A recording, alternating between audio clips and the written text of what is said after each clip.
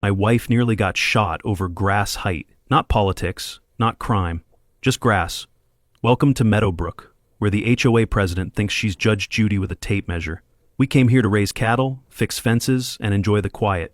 Instead, we got threats, fines, and a clipboard warrior named Candace who treats lawn care like Homeland Security. What started as a silly citation turned into the kind of standoff you wouldn't believe if I hadn't lived it. Let's just say, you never truly know who your spouse is until a cop shows up in your barn. Ever dealt with HOA madness? Drop your story below. I'm betting it gets weird. After 2 tours in Iraq, I'd earned the right to live out my remaining years in peace on land I'd built with my own hands. Meadowbrook Ranch in Alabama wasn't just 20 acres with a handful of cattle. It was my slice of freedom, bought and paid for with blood, sweat, and military pension. Kelly had embraced the dream too, converting our barn into a small fitness studio where she helped local women stay strong. We weren't bothering anyone, weren't asking for anything except the simple right to exist on our own property. Life was exactly what I'd fought for overseas: quiet, predictable, and free from people trying to control every aspect of our existence.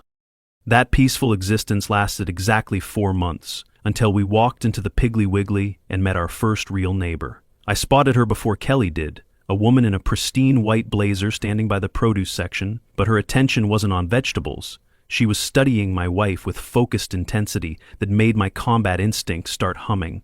"Excuse me," she said with that particular southern sweetness that usually precedes a knife in the back. "Are you folks the new people out at the old Henderson place?" Kelly straightened up with her polite stranger smile. "Yes, ma'am, that's us. I'm Kelly Hayes and this is my husband Brad." The woman's eyes narrowed as she studied Kelly's face like she was reading microprint.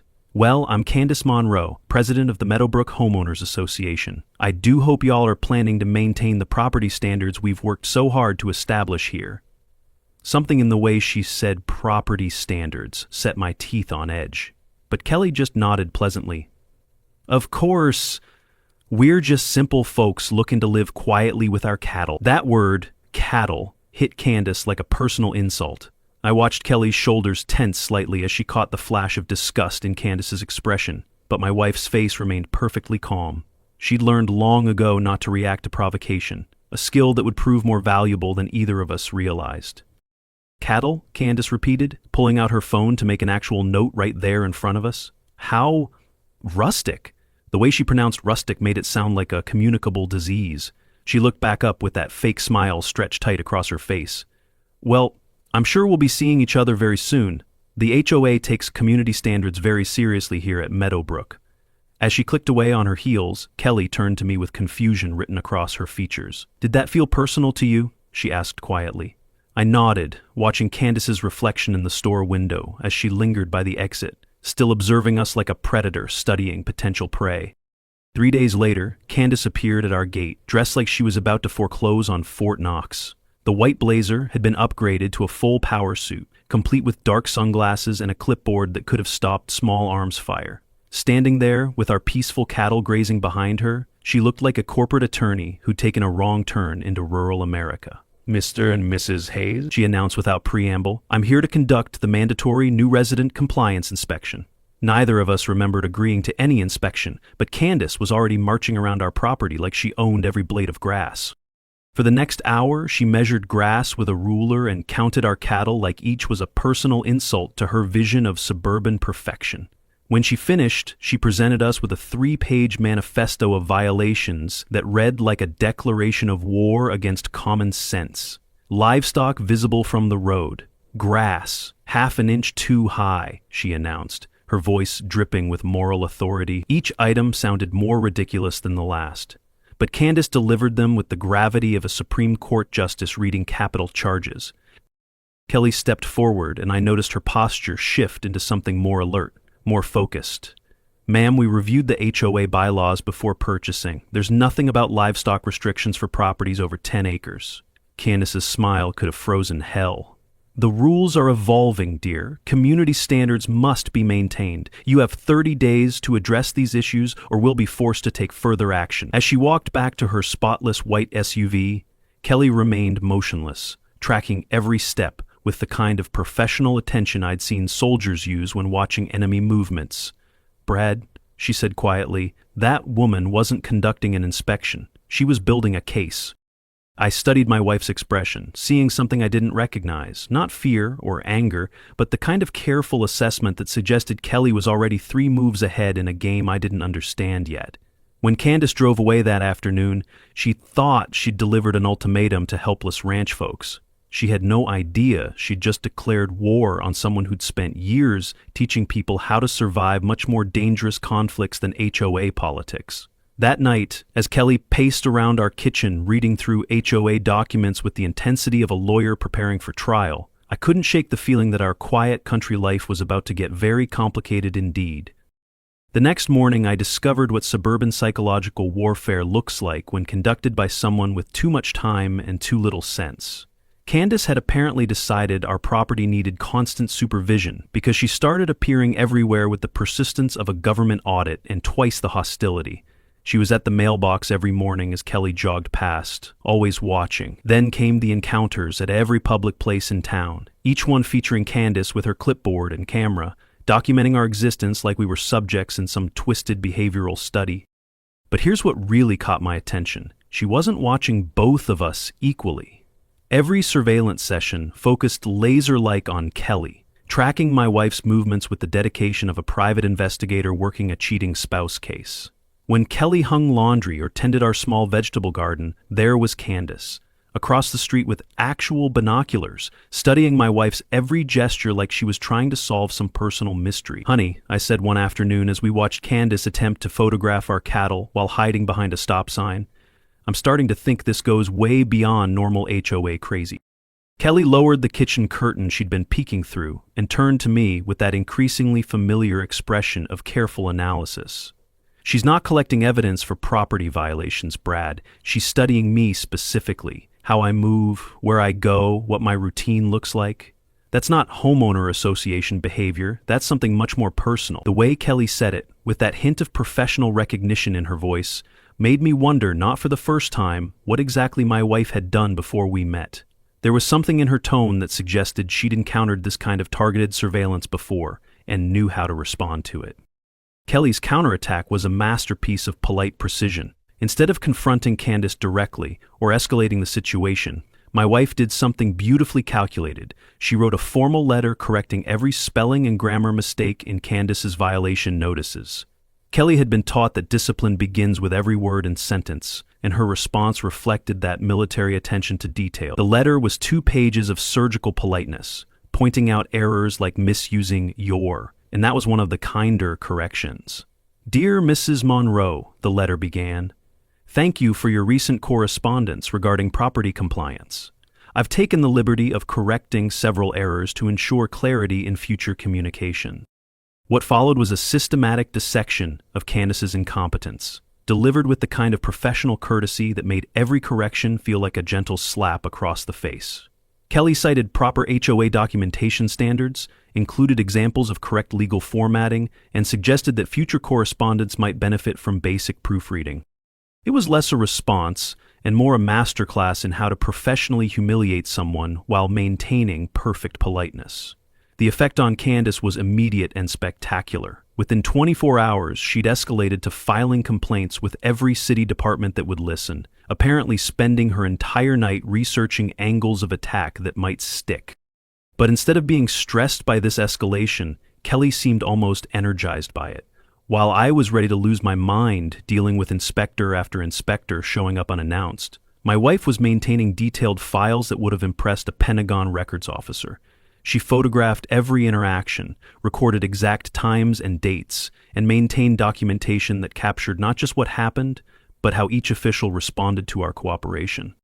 "Kelly," I said one evening, watching her organize yet another folder of evidence, "how do you know so much about proper documentation procedures? This isn't normal civilian knowledge." She looked up from her paperwork with an expression that suggested there were layers to her background I'd never explored. "You pick up certain skills in structured environments, Brad. Sometimes experience teaches you to be prepared for conflicts you hope never happen." That night, I found myself studying my wife as she worked, noticing details I'd somehow missed before. The way she organized information wasn't random. It followed patterns that suggested formal training in evidence collection and case building. Her handwriting was precise in a way that spoke of military discipline, and her approach to the mounting harassment campaign was systematic rather than emotional. When I called my buddy Mike to vent about our HOA situation, he asked a question that stopped me cold. "Brad, what exactly did Kelly do before you two got together?"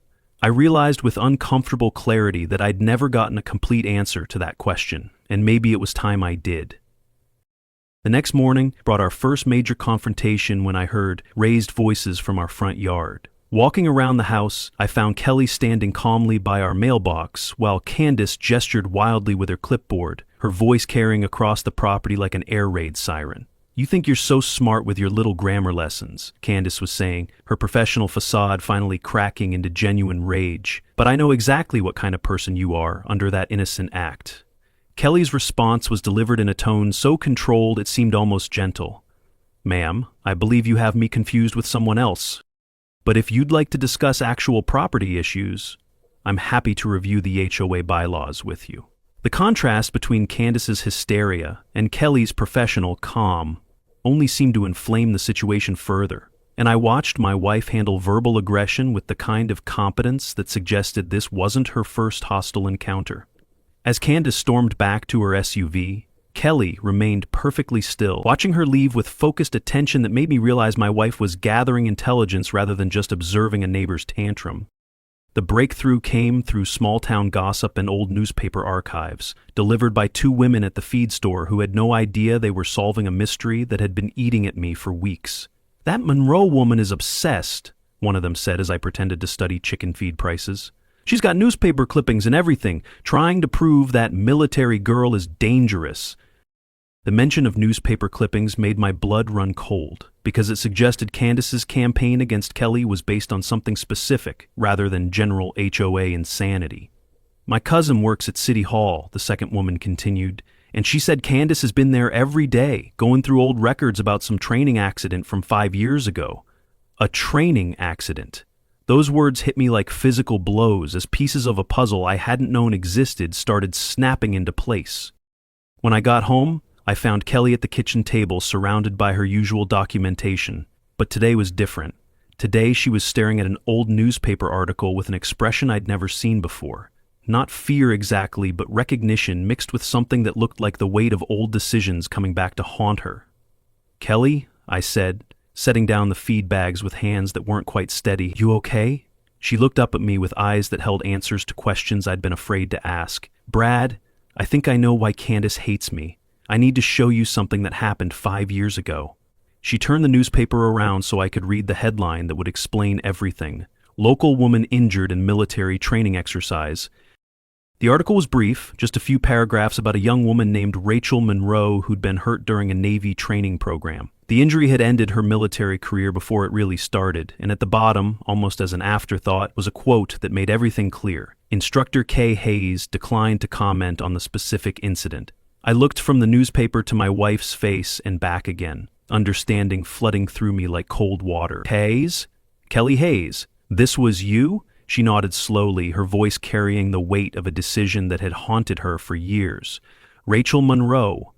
I remember her now. I understand why my wife never spoke of old campaigns. A good soldier rarely brags about victories that came at such personal cost." Kelly's explanation was direct and unflinching. "Rachel broke safety rules in a night water drill, nearly got someone killed. I failed her. It cost her career, but it saved lives." The way she said it, without self-pity or justification, told me everything about the kind of person my wife really was. She'd made an impossible choice between one woman's dreams and other people's lives, and she'd chosen to protect the many at the cost of becoming someone's permanent enemy. "Her sister Candace never forgave me for ending Rachel's military dream," Kelly continued, her fingers tracing the edge of the newspaper article. "The weight of that choice, protecting future soldiers by crushing one family's hopes, was written across my wife's face like a scar that had never fully healed." What struck me most was how Kelly had handled that impossible situation alone, making a decision that saved lives while destroying dreams, then bearing the professional and personal consequences without complaint. The newspaper article mentioned the controversy, the family's anger, the review that ultimately vindicated Kelly's judgment, but it couldn't capture the personal cost of being right when being right meant making lifelong enemies. Suddenly, everything clicked into place with terrifying clarity as I realized we weren't dealing with random HOA harassment, but calculated revenge 5 years in the making. So when Candace moved here and recognized you, I began, and Kelly finished the thought. She saw the woman who destroyed her sister's military career, and she's been planning payback ever since. I thought about all the times Kelly had seemed to carry some invisible burden, and realized she'd been living with the knowledge that doing the right thing had made her enemies who would never forgive her for choosing safety over sympathy. The professional decision that had probably saved multiple lives had created a personal vendetta that was now threatening the peaceful life we'd built together. Before I could ask more questions about that time in Kelly's life, we heard the familiar sound of gravel crunching in our driveway. Through the window, we could see Candace's white SUV approaching, but this time she wasn't alone. 2 other official-looking vehicles followed behind her, and my stomach dropped as I recognized the systematic escalation of someone who'd finally connected all the dots in her own personal vendetta. Kelly stood and moved to the window with movements that were becoming more purposeful and controlled with each confrontation. "She knows," Kelly said simply.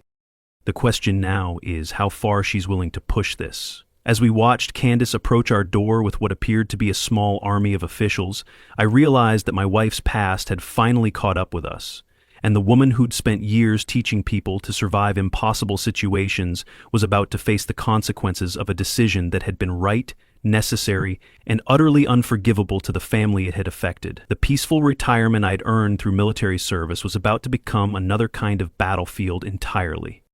The inspection that followed was bureaucratic warfare conducted with the precision of a military campaign and the spite of a personal vendetta.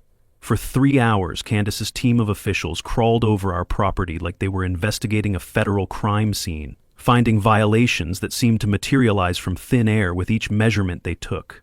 Our barn blocked visibility and cows congregated too close to the fence. Yes, apparently, cows loiter now. Each citation was more ridiculous than the last, but delivered with the solemnity of federal agents documenting national security threats. Throughout this bureaucratic circus, Kelly maintained the kind of professional composure that should have been reassuring to any reasonable official. She answered every question with precision, requested copies of all measurements, and politely pointed out procedural errors when the inspectors made mistakes in their documentation. But instead of being impressed by her cooperation, I noticed the officials seemed increasingly uncomfortable with Kelly's competence.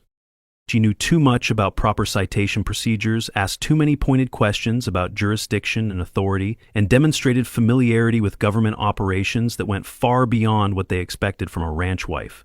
By the time they finished, Candace's satisfaction was obvious, but so was her frustration that Kelly hadn't provided the emotional breakdown she'd clearly been hoping to witness. "This isn't over," Candace announced as her team prepared to leave, her voice carrying the kind of vindictive pleasure that comes from believing you've just destroyed someone's life. "These violations will be reported to every relevant authority. You have 15 days to address them all or face significant fines and possible legal action." Kelly's response was delivered with the same calm professionalism she'd maintained throughout the entire inspection. "We understand completely, Mrs. Monroe. We'll review everything with our attorney and respond through appropriate channels." The mention of legal representation made Candace's eye twitch slightly, but she maintained her smile as she walked back to her official convoy, clearly believing she'd just won a decisive victory in her personal war against my wife.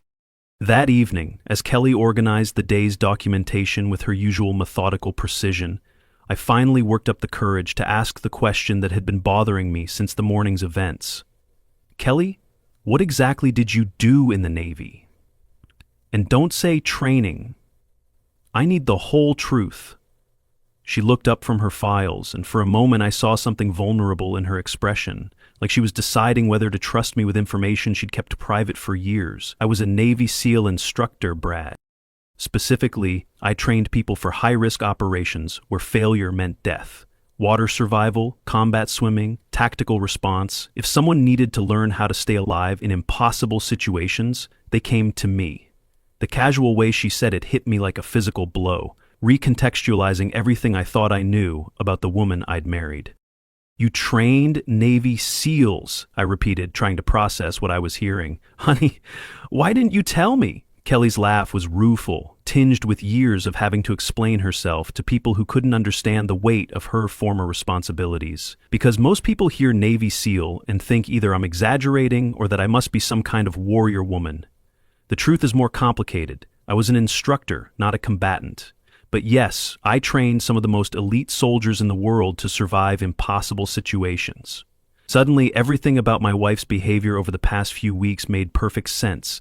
The calm under pressure, the systematic documentation, the way she seemed to analyze every situation like a tactical problem with solutions that required careful planning and flawless execution. "So when you failed Rachel Monroe," I began, and Kelly finished the thought with the kind of matter-of-fact delivery that comes from having relived a difficult decision countless times. "I made a choice that probably saved her life and the lives of future trainees. She broke fundamental safety protocols during a night water exercise, and in real combat situations, that kind of recklessness gets people killed."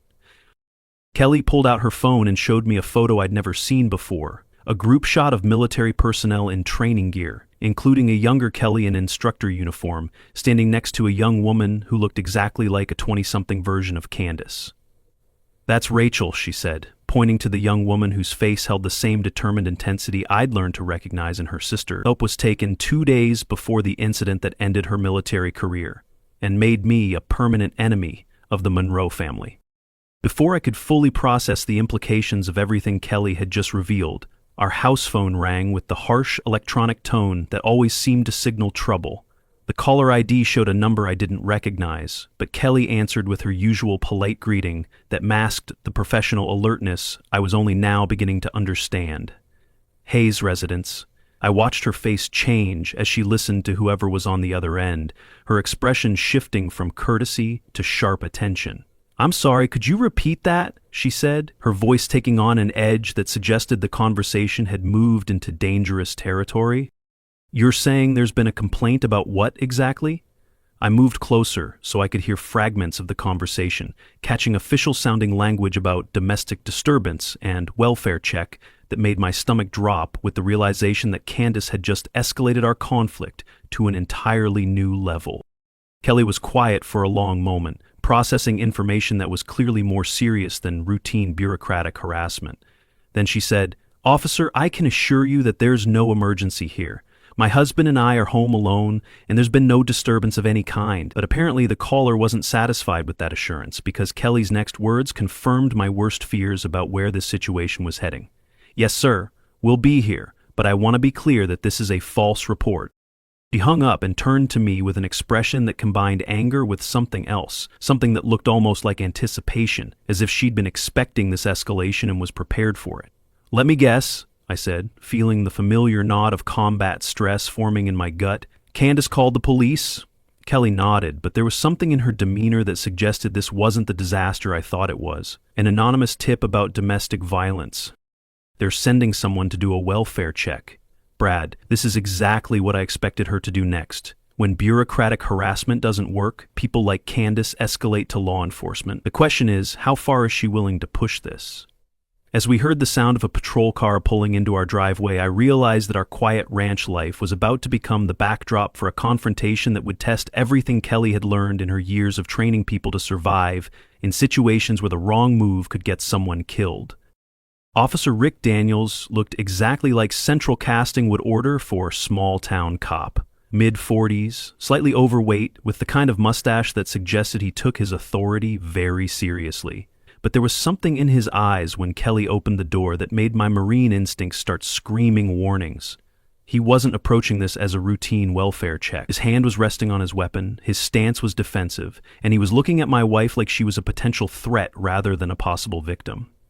"Ma'am," he said, his voice carrying the kind of formal tension that cops use when they're expecting trouble. "I'm Officer Daniels with the County Sheriff's Department. We received a report of a domestic disturbance at this address." Kelly's response was immediate and perfect. Concerned but cooperative, worried but not defensive. "Officer, I'm not sure what you mean by domestic disturbance. My husband and I have been home all evening, and we haven't had any arguments or problems."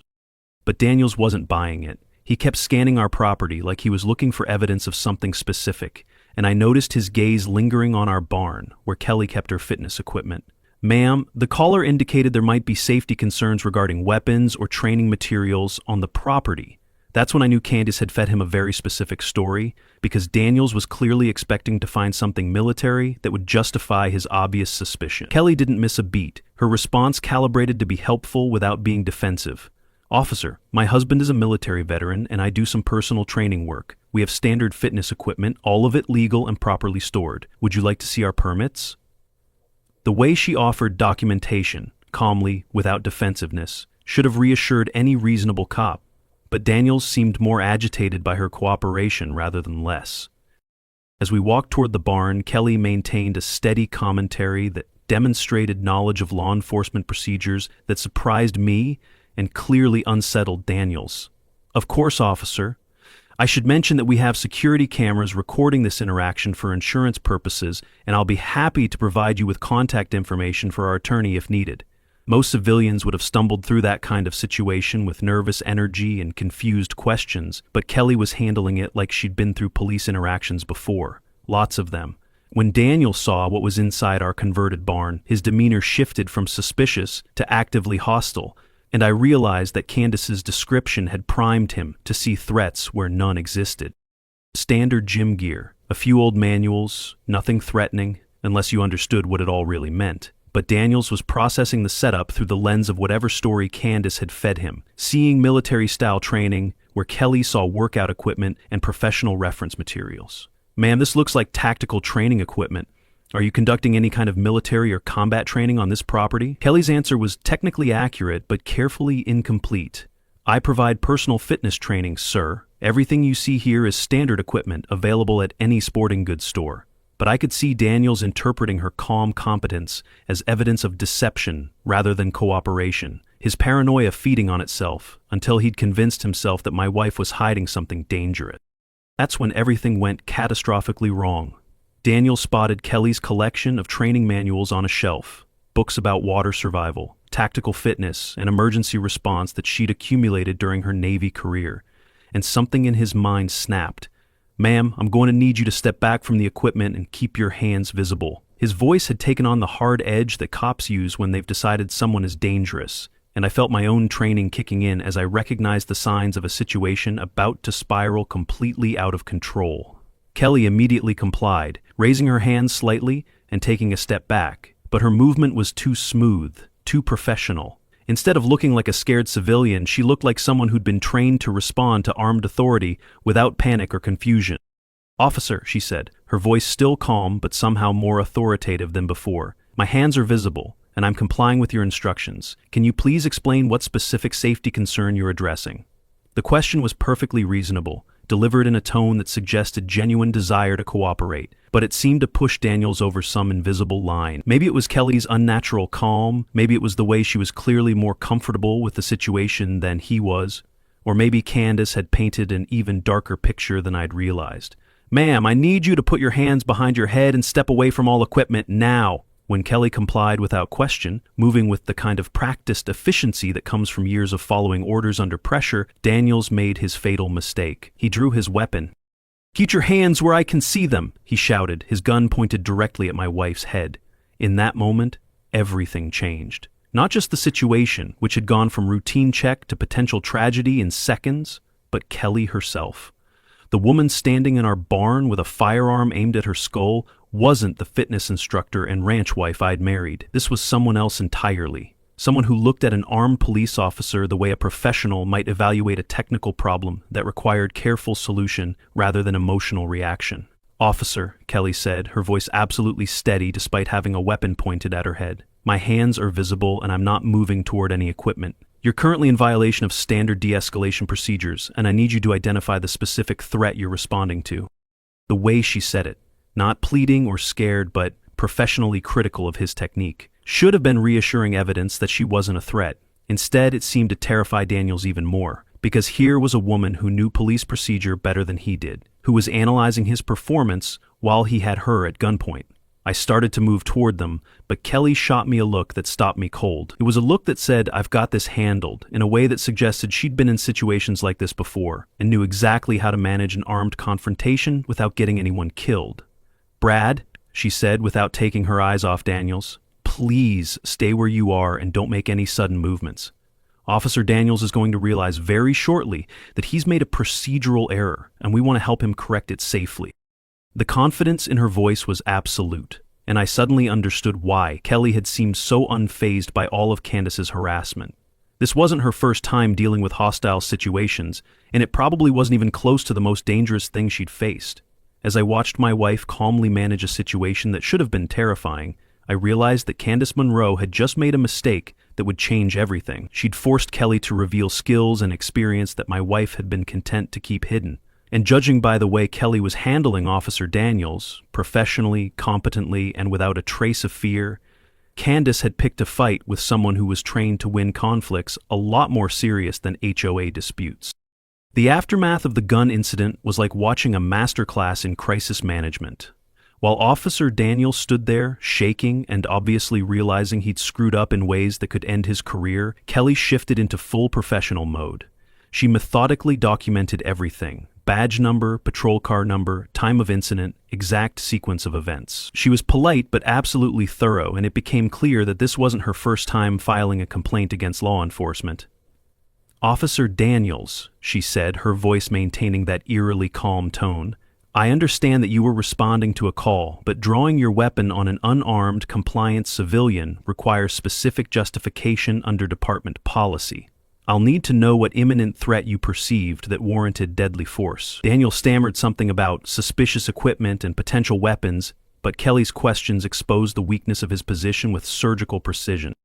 What really impressed me was how Kelly managed the situation without escalating it further. She could have been angry, could have threatened legal action, could have made Daniels feel like the idiot he'd just proven himself to be. Instead, she treated it like a training exercise, walking him through proper de-escalation procedures and helping him understand where his response had gone wrong. "Officer, when conducting welfare checks, department policy typically requires you to identify specific threats before drawing your weapon. Fitness equipment and training manuals don't constitute imminent danger under standard protocols." By the time Daniels left our property, he looked like a man who knew he'd just dodged a career-ending bullet, and Kelly had obtained a formal incident report that documented every detail of his misconduct. As his patrol car disappeared down our road, I turned to my wife with newfound respect and a dozen questions. "Kelly, where did you learn to handle cops like that?" She was quiet for a moment, organizing her documentation with the same methodical precision she'd applied to everything else in this conflict. "Brad, I need to tell you something about my Navy service that I've never mentioned." She looked up at me with an expression that was part apology and part relief. "I wasn't just a fitness instructor who happened to work with military personnel. I was a Navy SEAL tactical trainer. For 8 years, I prepared special operations teams for missions where everything had to go perfectly or people died." The words hit me like a physical blow. Navy SEAL tactical trainer. That explained everything: the calm under pressure, the systematic approach to conflict, the way she seemed to analyze every situation like a military operation. "You trained Navy SEALs?" I repeated, trying to process what I was hearing. "Honey, why didn't you tell me?" Kelly's laugh was rueful.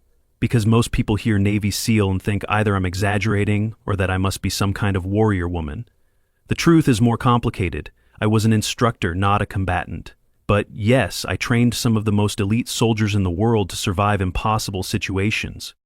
"Including Rachel Monroe," I said, and Kelly nodded. "Rachel was in one of my advanced water survival courses.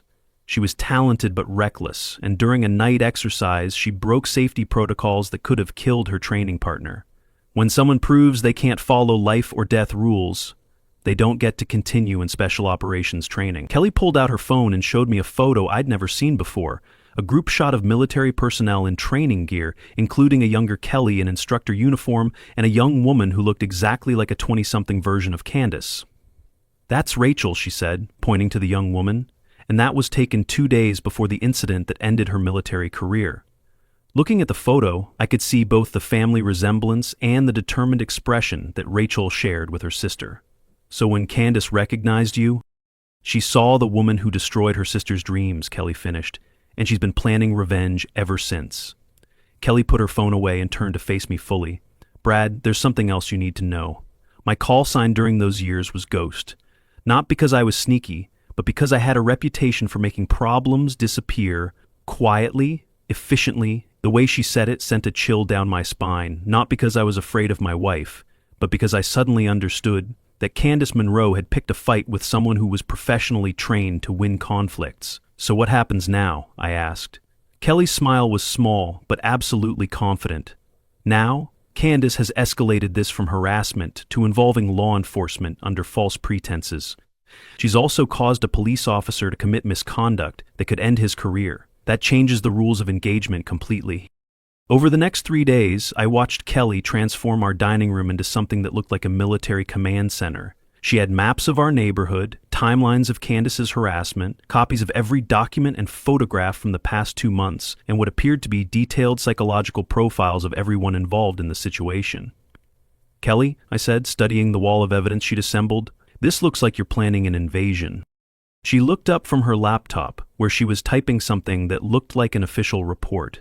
"Not an invasion, honey. A systematic resolution of the conflict using appropriate tactical responses." She gestured to her evidence wall. "Candace has been conducting a harassment campaign using bureaucratic weapons, city inspections, false police reports. She's escalated to involving law enforcement under false pretenses, which is a felony in this state. Now I respond using appropriate force." "Appropriate force?" I asked, and Kelly's smile became predatory. "Documentation, legal action, and public exposure of her harassment pattern. Candace thinks she's been fighting a helpless ranch wife. Time for her to meet the ghost." She turned her laptop screen toward me, showing what appeared to be a comprehensive report detailing every interaction we'd had with Candace, complete with photos, witness statements, and legal analysis. "This goes to the county sheriff's department, the state attorney's office, and the HOA board simultaneously. By tomorrow morning, everyone will know exactly what Candace Monroe has been doing and why." As I read through Kelly's report, I realized that my wife had been preparing for this moment since our first encounter with Candace. Every document, every photograph, every carefully recorded interaction had been building toward this comprehensive case that would be impossible for anyone to ignore or dismiss. Candace had spent months trying to build a case against us, but Kelly had been building a better case against Candace the entire time. And judging by the evidence assembled on our dining room wall, our HOA president was about to discover that she'd been outgunned from the very beginning. The next morning brought the kind of poetic justice that you usually only see in movies. Kelly's comprehensive report hit every relevant authority simultaneously: sheriff's department, state attorney, HOA board, and city council, like a coordinated military strike. Within 2 hours, our phone was ringing with calls from officials who suddenly wanted to hear our side of the story. The timing was perfect, because that same morning Candace made her final desperate play. She filed for an emergency restraining order against both Kelly and me, claiming we'd been stalking and threatening her. The irony was beautiful. Here was a woman who'd spent months conducting surveillance on our property, filing false reports and manipulating law enforcement, now claiming that we were the ones engaging in harassment. The hearing was scheduled for 2 p.m. that same day, which gave Kelly exactly 4 hours to prepare her presentation. I offered to help, but she just smiled and said, "Honey, I've been preparing for this moment since the day Candace showed up at our gate." She spent the morning organizing her evidence into what looked like a professional briefing package, complete with photographs, timeline charts, and legal documentation that would have impressed a Pentagon analyst. When I asked where she'd learned to prepare legal presentations like this, Kelly's answer was characteristically matter-of-fact. "When you're responsible for training people for life-or-death missions, you learn to document everything. In special operations, if you can't prove what happened, people die." The courtroom scene was everything I could have hoped for in terms of dramatic justice. Candace arrived with fabricated evidence and confidence that suggested she thought she'd already won. She was dressed like she was attending a country club board meeting, complete with pearls and a smile that didn't reach her eyes. When the judge called Kelly's name and my wife stood to present her case, the transformation was immediate and complete. This wasn't the ranch wife who made me coffee every morning. This was Ghost, the tactical trainer who'd spent years making presentations where lives hung in the balance. Kelly's presentation was a masterpiece of systematic destruction. She began with a timeline showing Candace's harassment campaign from day one, supported by photographs and documents that proved premeditation and escalation. She presented the police body camera footage that clearly showed Officer Daniels drawing his weapon without justification. She included testimony from Candace's previous targets, families who'd been driven from the neighborhood by similar harassment campaigns. But the moment that sealed Candace's fate came when Kelly played the audio recording she'd made of Candace's phone call. "I found her," Candace's voice said clearly through the courtroom speakers.